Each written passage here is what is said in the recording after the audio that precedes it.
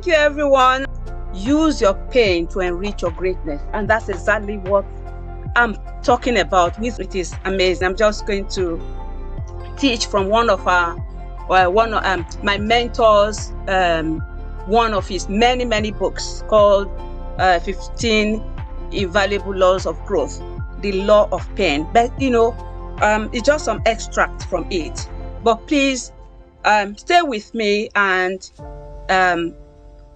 go the journey with me on this. So Ambassador Regina asked me to talk about breaking the barriers without bias from the widow's perspective.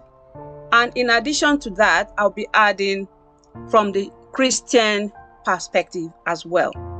Yeah? So what does the Word of God say about widows? I'm sure you are there saying, I've heard all this, and probably you have heard this repeatedly. Yes, you may have.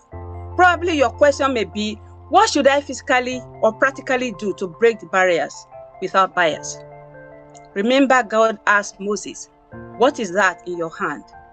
What did Moses reply? He says, a rod.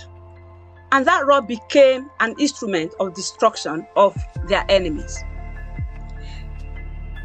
The widow of Zarephath had only oil, and this was multiplied over and over again that made her wealthy. Today we are asking you, what is it you have? Is it IT skills? Is it cooking, catering skills? Is it sewing, fashion, designing skills, teaching skills, or much more? Which of these? It may not be among this list I have given, but remember, the earth is the Lord's and the fullness thereof. We are daughters of a Father with endless resources. All we need to do is ask, and He will show us what we have already that we don't even realize or we don't even acknowledge, just as He did to Moses. So just before I go into my speech for today, I just want to share some very quick scriptures with you. This is still not the speech. Just, if you need to take it down, you may have to, but, I'll just quote them as I go along. In 2 Corinthians 1, 3, and 4, it says, praise be to the God and Father of our Lord Jesus Christ, the Father of compassion and the God of all comfort, who comforts us in all our troubles, so that we can comfort those in any trouble, with the comfort we ourselves receive from God. In a nutshell, what we are saying here is, we are blessed to be a blessing. Yeah? Exodus 22:22 says, you must not exploit a widow or an orphan. Do not take advantage of the widow or the fatherless. If you do and they cry out to me, I will certainly hear their cry. Psalm 68:5 says, our God is a father to the fatherless, a defender of the widows. Is God in His holy dwelling. And again, Psalm 46:10 says, be still and know that I am God. Psalm 146:9 says, the Lord watches over the foreigner and sustains the fatherless and the widow. Psalm 112:12 verse 2 says, my help comes from the Lord, the maker of heaven and earth. And then Psalm 147:3 says, He heals the brokenhearted and binds up their wounds, such as we bear as widows. And Isaiah 54:5 verse 5, and the last verse is, for your maker is your husband. The Lord Almighty is His name. So why do we have to worry? These are promises of God for us all. So what are we here to talk about today? So pardon me for that preamble. I know we needed it as widows, because I presume I'm talking to widows today. So have we experienced or experiencing pain unimaginable? A story that stood out for me in preparing for this talk is that of Sherry McGuinness. That really helped to explain our situation as widows. Sherry McGuinness is someone who lived through a very bad experience as a person can. No sooner than her husband left home and said goodbye, coming back home soon, he was on his way to work. He was a pilot in one of those planes that crashed in 9/11. It was one of those planes hijacked by the terrorists of 9/11. And it was the morning of September 11, 2001. Terry's husband, Tom, who was a pilot for American Airlines, was in the first plane that crashed into the World Trade Center. And of course, you all know the story. Everybody died in that plane. And like most people who survive a tragedy, Cheryl coped as best as she could.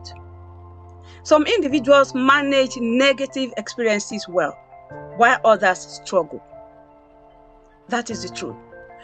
And according to experts, and from an online report that I saw, they said that in the wake of the World Trade Center attacks, many people suffered from severe stress. Do you know that even some people can hear bad news and it's causing them stress? Some even suffered post-traumatic stress disorder, PTSD. Some suffered depression. Some suffered general anxiety disorder and substance abuse disorders, all kinds of others or disorders. And these represent negative reactions to what has happened. Permit me to say, problems introduces you to you. But for Cheryl, it was not so, because she did well under the circumstance, who after 3 years, or within that 3 years, was able to write a book and published it in a pace of 3 years.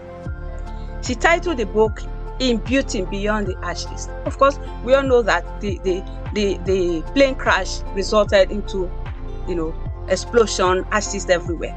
So she based her title on that. This is what she says in her book. As unfair, unreasonable, and impossible as it seems, we still have work to do after a tragedy occurs. We still have roles to fill. We still have responsibilities to family and others. The stuff of life may pause for a while, but it doesn't stop. It goes on.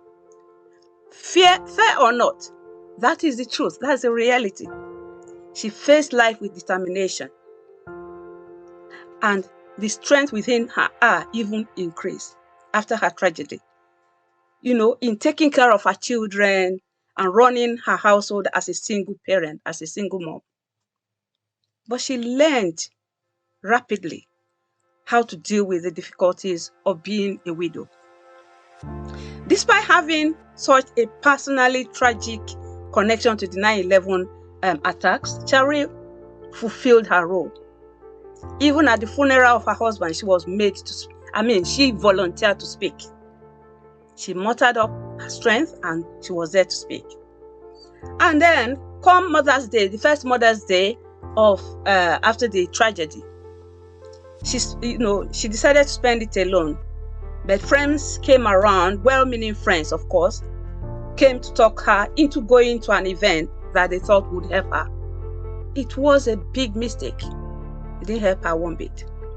So, the first Father's Day after the tragedy, she was proactive, having experienced nothing much from the Mother's Day get together with friends and all that. She was proactive and arranged the day to make the best of it for herself and her children. She's learning to take decisions on her own and doing things the way she feels will give her peace. She says each new experience became an opportunity for personal growth. And then in her book again, she wrote, I'm learning more each day. The circumstances of 9/11 have forced me to examine who I am, to face myself in ways that I never had to before, and was forced to ask. And she was asking God, what does God want for me? What can I do for Him and in Him and by His power within me? How will He use me to touch others? I'm learning more about myself and about God. And I'm learning it on my own, not through Tom's filter, Tom being her husband. Terry says that she didn't realize until Tom was gone how lazy she had become. Before, she had depended on him to prompt her into growth, to make her do things so that she can grow. Now she was taking responsibility for it by herself. Today, Cherry's children are grown, she has remarried, and the rest, they say, is history. And she's content with her life. She was asked about the tragedy on his 10th anniversary. She said, "It's a terrible, terrible day that I don't think anybody can ever forget." She said, "Out of the ashes of September 11, out of the rubble that day, I can emerge to say that I am stronger today than 10 years ago." That's what can happen when a person manages bad experiences well. And that shows the power of the law of pain in breaking the barriers. My story is in so many ways like Cheryl's, and that is why it resonates with me so much. When I lost my husband, and after all that we did or we needed, I asked myself, what next now? I didn't wait for anybody to push me or to badge me, to beg me, to cajole me, or to pet me. Because I'm not someone who likes drawing pity party that much. So I did not want to stay on lamenting and one just happened. I made a move towards a course I had been longing to do. I'm brought up by my dear sister. She's online today, Maria Omoyine. Sister and her husband, they are the parents I know today. Of course, the husband is late as well, so she's also a widow, and I've invited her on board. So I found myself in a new environment as a student, working with new people and other student colleagues from other countries. In a year, I came out with a new degree in a subject area I'm most passionate about, and that's the subject area Supriya even spoke about, environmental entrepreneurship. And hopefully one of these days, we shall come together and do more stuff together in that area. So how do we deal with painful situations and breaking the barrier without bias? Permit me to say that few people make bad experiences positive experiences. People do, but very few people. Life's difficulties do not allow us to stay the same. They move us, and they move us on. The question is, in which direction will we be moved? Forward or backward? And when we have had bad experiences, do we become bitter or better? The choice is ours. We can choose to be bitter for life. We can choose to be better for life. Will those experiences limit us or lead us to grow or to growth? Most successful people will point to the hard times in their lives as key points in their journey of development. And if you are dedicated to growth, then you must become committed to managing your bad experiences well. And losing one's spouse is one of those very bad experiences. But there could be some other worse situations. But whatever it is, we just have to learn to manage it well. For me, what have all these painful experiences taught me? I'm here to tell you that it has allowed me, even my discomfort, the pain I felt at the time, to be catalyst for my development. Yes, I've been developing all along, but that actually made me to say, well, devil, you've gone this far, you can go no further. So growth is the best possible outcome for any negative experiences, I must tell you. Try it. It is the fact. That is why for me, the first major thing I did for myself is to do a second master's in my favorite line of profession. My foster parents, my sister and her husband, have brought me up educationally. So everything I do is educational. I love education. I love to study. I got my first master's even in their house. And then, recently after losing my husband, I got my second master's because I I quest for knowledge. So the question is, how do we break barriers despite problems? You may want to ask. I have 5 actions we can take in breaking barriers. But if I'm cut short, I might just touch on 2. So please, Ambassador Regina, if you want me to stop, just let me know. I will just do 2 and stop. Yeah? If you want to hear the whole... 5. Let's have 5, please. Okay. Because we want to learn and we want people out there also to... Okay. So I have 5 actions we can take in turning our pain into gain. Remember what I said, Ambassador Regina quoted from Our Dear Lady, Greatness. Use your pain to enrich your greatness. I want to say this from Frank Hughes. He says, experience isn't really the best teacher, but it sure does serve as the best excuse for not trying to do the same silly thing again. And for this to happen, we need to embrace the following actions. Number 1, choose a positive life stance. Life stance, I don't know if I'm not sharing my screen. So stance is S-T-A-N-C-E, life stance. Is the set of attitudes, assumptions, and expectations people hold about themselves, about other people, and the world in general. It can be our attitude towards money, towards assumptions about our health, and expectations for our children's future, and the list can go on and on and on. Life stance. What life stance have we chosen for ourselves due to what has happened or what is yet to happen? Because things will continue to happen. So life stance is an overall way of looking at things. Are we optimistic about the situation? Being optimistic means, are we friendly? Are we brave? Are we generous? Are we forgiving, cheerful, and trusting, even though everything looks very bleak? Or do we choose to be pessimistic? We choose to be gloomy or suspicious. We choose to be reserved. We choose to be timid, stingy, unforgiving, and selfish. If you can maintain a positive life stance all the way through, you put yourself in the best position to manage bad experiences and turn them into positive growth. And this is what we want.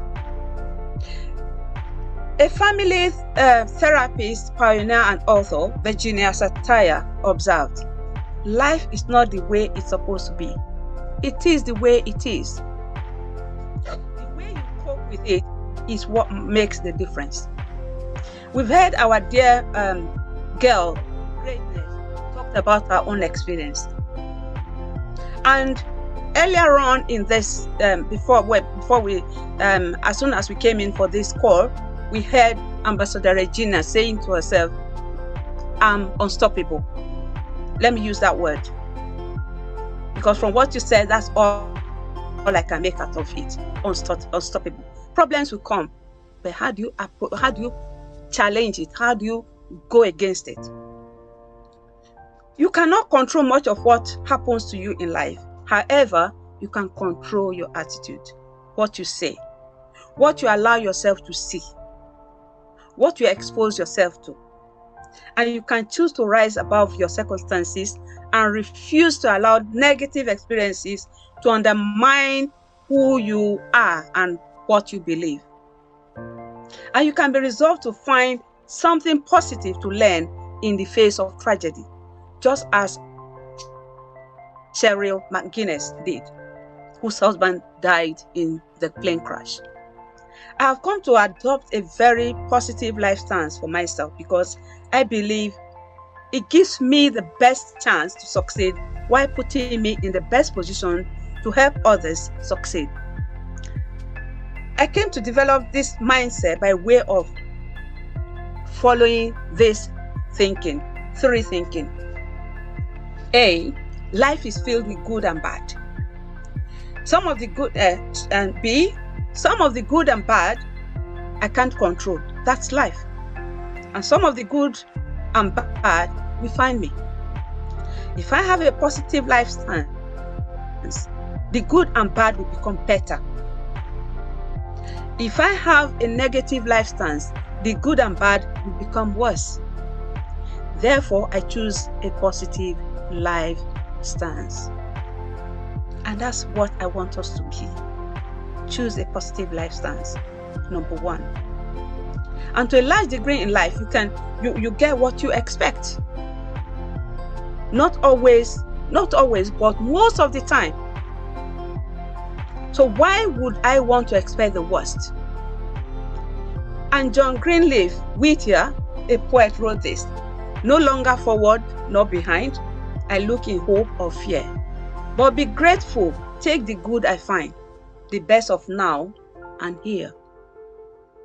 And that is what makes the life we have more livable and also make life's lessons more learnable. Take a positive life stance. Number 2, embrace and develop your creativity. I've heard that said in the first speaker, Supriya. Creativity. The last set of pictures she showed is telling you how you can save the environment, how you can make life better for our future generation. There's a book written by Broadland. It's called Our Common Future, that talks about you using today, do not jeopardize the life of tomorrow. And that's exactly what Supriya talked about. So creativity is what we want to talk about in number 2.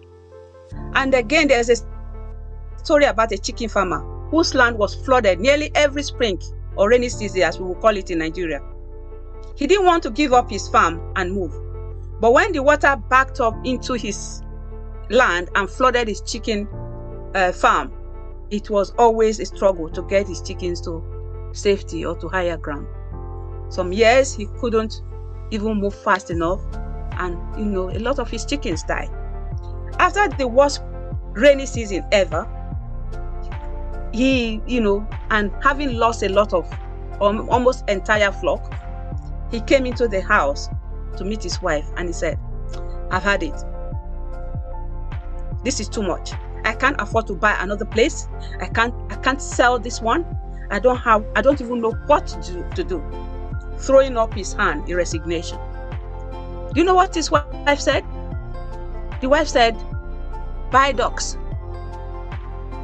Well, as funny as this might sound, it is true anyway. Ducks can swim, chickens don't.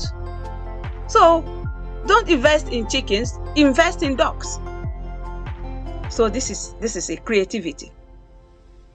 The people who make the most of bad experiences are the ones who find creative ways to meet them, like the farmer's wife in the story. They only see possibilities within their problems. I have a program I call The Resilient Woman. And this is what it is all about. Being able to overcome and bounce back. When life thinks it has knocked you down, you bounce back even stronger than you were. Again, I want to quote another author, his name Neil Donald Walsh, who said, "Life begins at the end of our comfort zone." I also believe that creativity begins at the end of our comfort zone. We may think the worst has happened, but it may actually be the beginning of greater things, depending on how we take it. And when you feel the pain of bad experiences, do you know what happens? Creativity gives you the opportunity to turn that pain into gain. Just reiterating what greatness said. And this is it. The secret to doing that is to use the energy that comes from either adrenaline or anger, what we Christians we call holy anger, and use it to solve problems and learn lessons.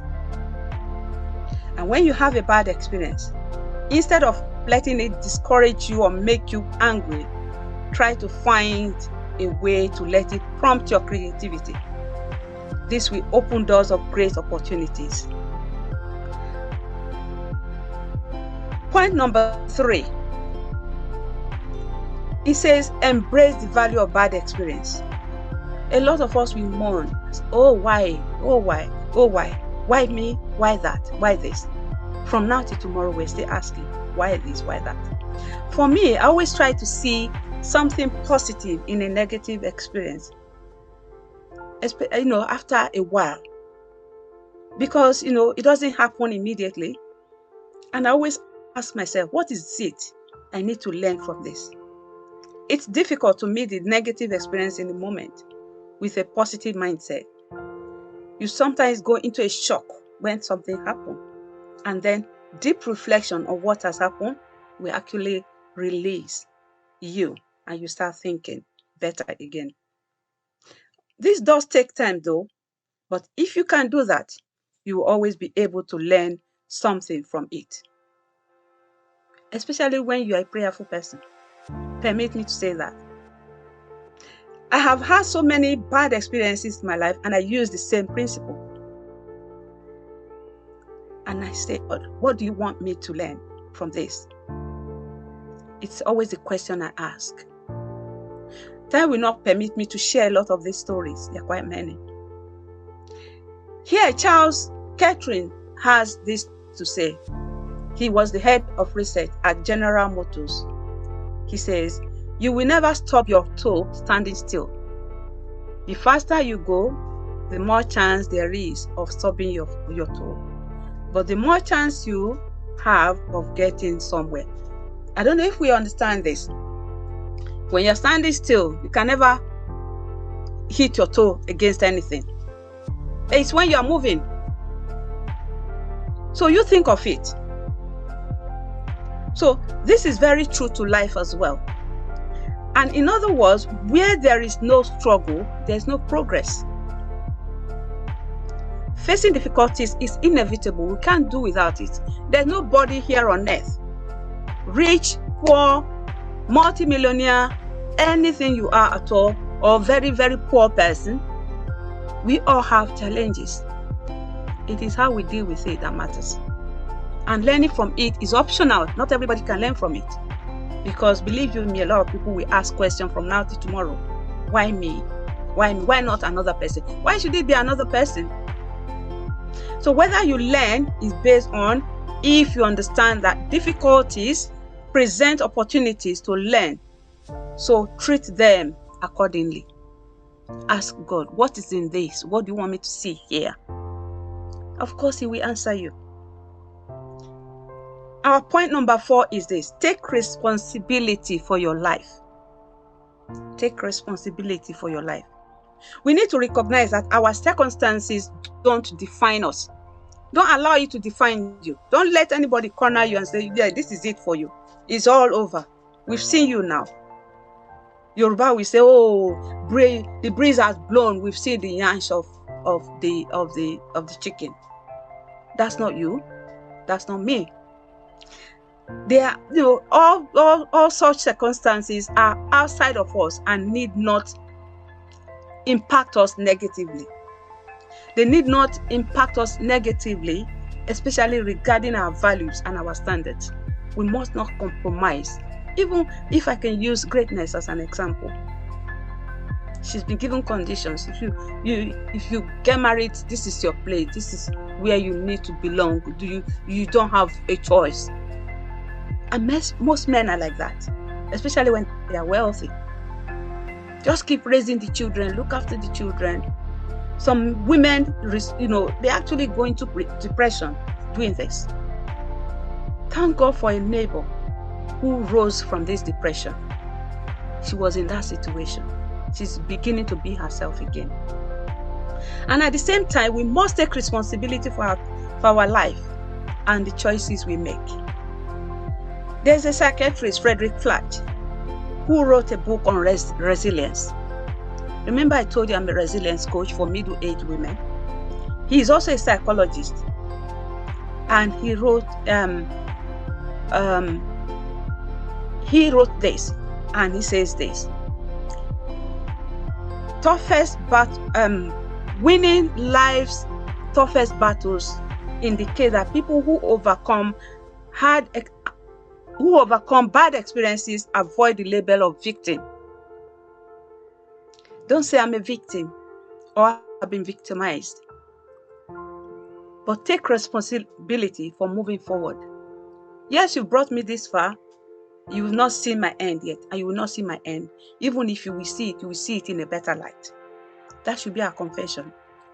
They don't say, oh, what happened to me is the worst thing in the world, and I'll never be free from it. Why make such statement? Rather, we choose to say, what happened to me was pretty bad, but other people are worse off, and I won't give up. We don't need to wallow in self-pity or ask all the time, why me? They look on the bright side of things. They start thinking of, what should I do now? You will surely get an answer if you ask hard enough. Research or look into ways of making things better or solving the problem. In doing so, you will find more solutions than needed, and even bump into opportunities that will drastically turn things around for good for you or for us. Final point, number 5, make good changes after learning from bad experiences.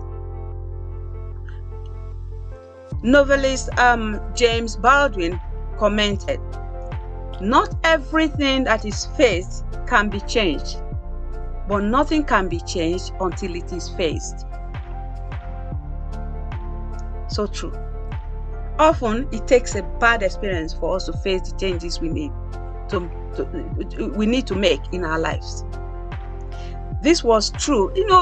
Bad experiences actually jolt us from sleep sometimes.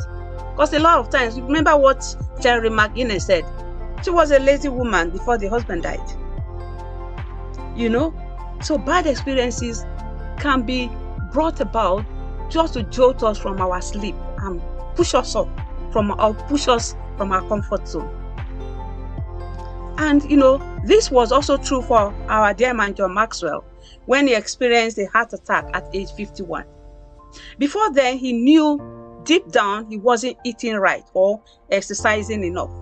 But since he never had any health problem, he just ate like a young man, eating anything he wants.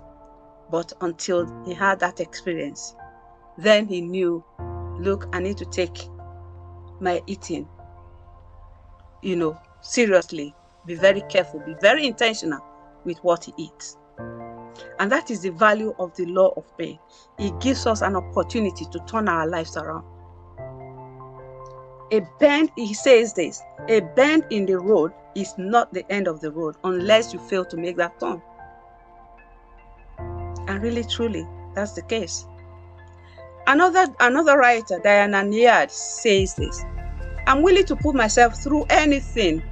Temporary pain or discomfort means nothing to me if I can see that the experience will take me to a new level.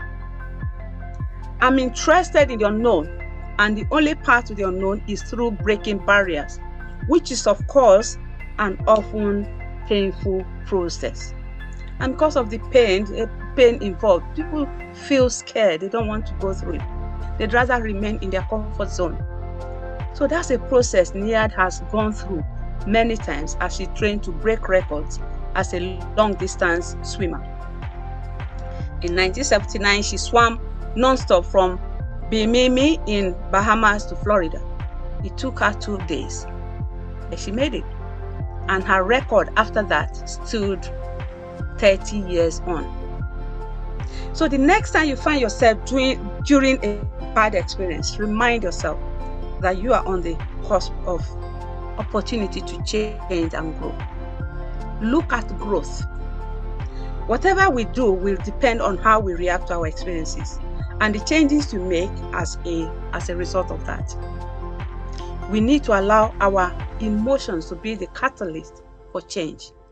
Think through how to change to make sure we are making good choices, and then take action to break that barrier honestly, ethically, and evenly. At the end of the day, the sky, they say, is no longer the limit. We used to say the sky is the limit. It's no longer the case. We can do more. And someone once said, "Oh, hit for the aim at the moon. Even if you fall as a star." So don't limit yourself, and we should not allow anybody to limit us. So in concluding today, I want to say this: no matter what you have gone through in life, and I'm speaking to my fellow widows, or what you are currently going through, you can grow from it. This is all we've been saying. It's sometimes very difficult to see the opportunity during the pain, but it is there. You must be willing to not only look for it, but pursue it. And as you do, perhaps the words of William Penn will encourage you. No pain, no palm, no thorns, no throne, no girl, no glory, no cross, no crown.